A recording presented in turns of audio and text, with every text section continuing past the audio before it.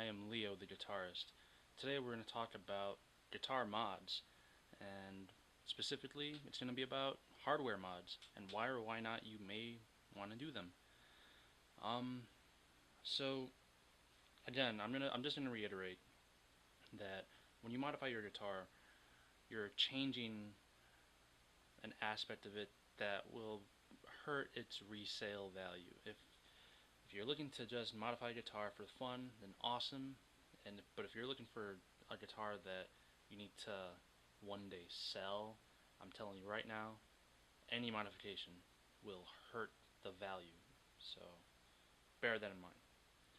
Alright, so one of the first modifications that most guitarists do, I know I definitely do them on any guitar I get, is strap locks. Um, they're really easy. You can do them yourself. You don't really need a guitar tech unless it's maybe your first time. I prefer to use the Dunlop strap locks, um, just because I don't know, they're nice and bulky, and there's a reassuring click when you lock them. So that's what I like to use. But there are many different kinds. There's I believe Planet Waves made some Schaller. Yeah,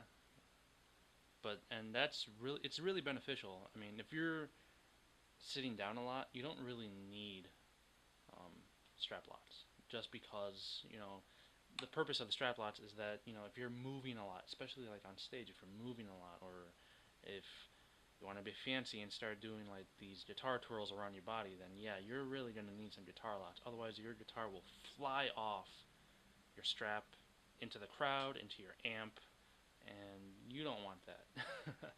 And the people in the crowd really don't want that. Um, and it's just a way to make sure that your instrument is secure on your body. All right, and I don't have a whole lot of experience with like the Schaller strap locks, but my favorite thing about the Dunlop ones is that I can basically use the one strap for all my guitars, so I don't really need to worry about, do I have a strap for this guitar, for that guitar. No, I can bring like 3 guitars, as long as they all have the Dunlop locking system, I could just switch the strap. Especially because I use wireless, so my wireless unit is attached to my strap a lot. Alright, so strap locks. Another common modification that you might want to look at, as far as like if you're just looking to be a little bit more in control of your instrument, um, tuning heads or tuning pegs, tuning machines, whatever you want to call them, the tuners of your guitar. It's not uncommon to just upgrade them to like just a better set, because the stock tuners on your guitar, they tend to be what they call a low gear ratio. They're usually about 16 gears, and what that means is that it takes 16 turns in order to make the tuning peg turn a full rotation. Now, if you're looking to get tuners, you're going to want to pick something with a high gear ratio. 18 is pretty good. I've seen some as far as 20 or 22. And what that does is that it just gives you're able to turn and get finer tuning. You know what I mean? It takes less effort to get in tune, and that's really cool. Um, so there's that. The other kind of tuners for you to look at are locking tuners. Now these generally stick around that 18 gear ratio, but that's okay, because 18 is pretty good. I put locking tuners on all my guitars, especially if you have a Floyd Rose. That's like, it's almost a given that you kind of need them. I mean, just because it adds stability. Like if you're bending a lot, if you do a lot of bends while you play, it helps to stay in tune, because if you bend throughout a set, you're gonna start the set in tune, and by the end of the set, maybe even by the end of the song, depending on how much you bend a string, you'll be flat on a string, and then you'll have to spend, another minute between songs, tuning up, and if anyone that has ever played on stage, just a minute of trying to fix one thing is an eternity on stage, especially for the crowd. Man, you can feel them getting impatient, and you don't want that. I don't want that. So I always recommend getting locking tuners. There are many different brands. Godo is really good. I think these are Schaller tuners. Hip Shot. I have a few Hip Shots on my guitars. Those are nice. Um, yeah, really pick and choose which ones because there's so many out there. Um, since I have this guitar, I'll just show you a few uncommon upgrades that you can do. This guitar has a Floyd Rose, so there are a few more things that you can do than you would with a regular guitar that is just, without a Floyd. You can upgrade the hardware, like the string bar. Um, this is the stock string bar. Now, supposedly, I'm not a big believer, but if you can get like a titanium one, supposedly that just helps, with it helps add tension to your string without adding weight to the head. I haven't tried it yet. I'm going to, and that's one thing to consider. You can always upgrade the nut. That's something you can do with both Floyd Rose and your regular guitars. The Floyd Rose nuts, they're a little bit different because you need to get a very specific set, um, because you can upgrade either the bottom portion of the locking nut, which screws into the neck, or you can get um, the string clamps upgraded. Again, that is at your discretion. I'm fine with the stock stuff, but for a regular guitar, um, usually you get a guitar with a plastic nut. That is, if it's your first guitar, that's okay. We forgive you. But, down the line, that plastic nut is going to break, or your strings are just going to cut into it, and they're going to be really low on the guitar neck. And you don't want that. You'll get buzzing, you'll get all kinds of weird sounds that, you'll think you'll have one problem, you think you might need to adjust the neck, but you don't. It's really the nut. There are so many materials out there. People use graphite, which is pretty good. That's more I think I consider that to be more of a common replacement or upgrade.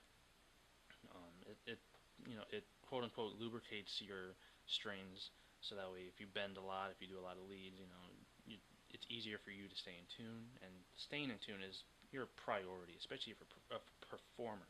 You need to stay in tune.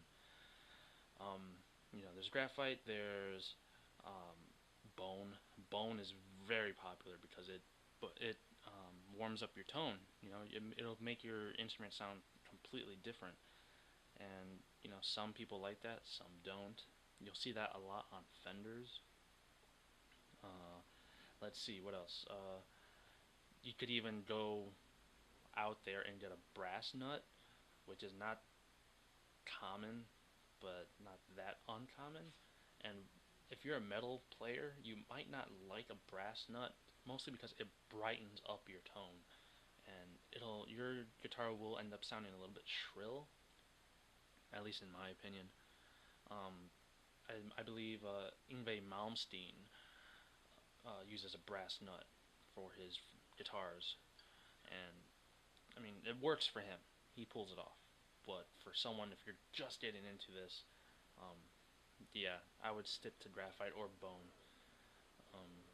And yeah, those are some really good materials to check out. I mean, if you got the money, there's also like fossil material. You could get like mammoth tusk, things of that nature. And supposedly the tone on that is like better than bone, just regular bone, because if you try to get bone, there's a chance you might end up getting ivory, and ivory is illegal in the States. So it'll be a hassle. I'm not saying you should just go get some, but I I don't think it's worth the effort and the price tag for that, for just a little like 2-inch piece. All right, so continuing on, um, down the neck, you can always upgrade the fret wire. Now, what is the fret wire? It is literally the metal frets that you're always told not to touch or not to hold down while you're playing. Um, I believe the stock ones on all guitars are like some sort of aluminum or zinc. Um, a very common upgrade is going straight up to stainless steel. It'll be pricey, but they'll last you forever. You know, regular fret wire will wear down, um, and yeah, you'll get buzzing. Yeah, so I mean, I haven't done that to any of my guitars yet, but you know, that's one thing if you want to look at. Um, let's see. Oh, okay. So pickups. Anyway, around the pickups, there are the pickup rings. That doesn't really do anything for your tone, but you could always just, change them. You know, if you don't like all black, I do. If you don't like all black, you can change it. I believe there's cream. You can even get like chrome. No, it's not that bad. So, that's again, that's at your discretion. Um, Also, the knobs. Uh, Most people don't think to change the knobs on their guitar, but usually, if if there's ever a situation that you need to upgrade the electronics, you're most likely gonna need to get new knobs. Um, there's a few theories that if you get some heavy mass ones, that you'll end up adding tone or sustain to your tone, and that's okay, I guess.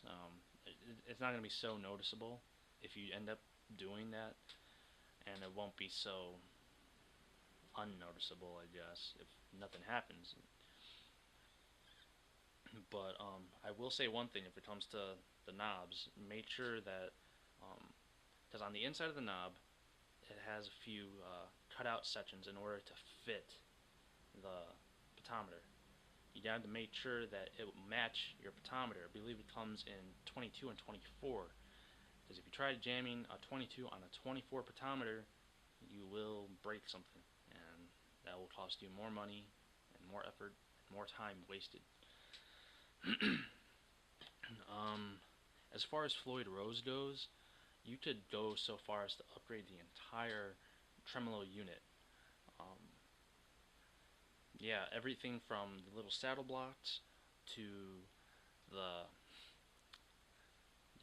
to the inside the cavity, the big block inside. You can do all of that, and yeah, I mean could that could be an entire video in and of itself, just talking about what you can do with Floyd Rose. Just because there's so many options, Um, for example, I still have the stock Floyd Rose on mine. I haven't changed it really. All I did was I took off the sustain block inside the cavity, um, and I got rid of the old, really thin zinc one, and I installed a nice big fat brass one. It's literally called the fat brass block, and that it was pretty cool. It adds weight to the tremolo, adds more sustain, more mass, more sound, and pretty good resonance, I think. Another thing, there's something called a claw, a spring claw. You could always upgrade that to a nice brass one. The springs themselves for your tremolo, you can upgrade those. There's so many possibilities, and talking about it right now, I might actually just make a whole video just talking about Floyd Rose. But if you don't have a Floyd Rose, don't worry about it. You could always upgrade the bridge of your guitar. Um, a lot of the times, the stock bridge, it's not stainless steel. It's like some sort of aluminum, or it could even be zinc. Um, and that might last you a while. But the thing is that especially if it's a tunematic bridge, you might notice it has a curve over it, and that's what keeps your strings in parallel to the radius of your guitar neck, if that makes sense. Now, over time, that curve will flatten and it may even depress into like almost a smiley face. You do not want that. I always recommend getting like a really nice stainless steel base. Um, let's see.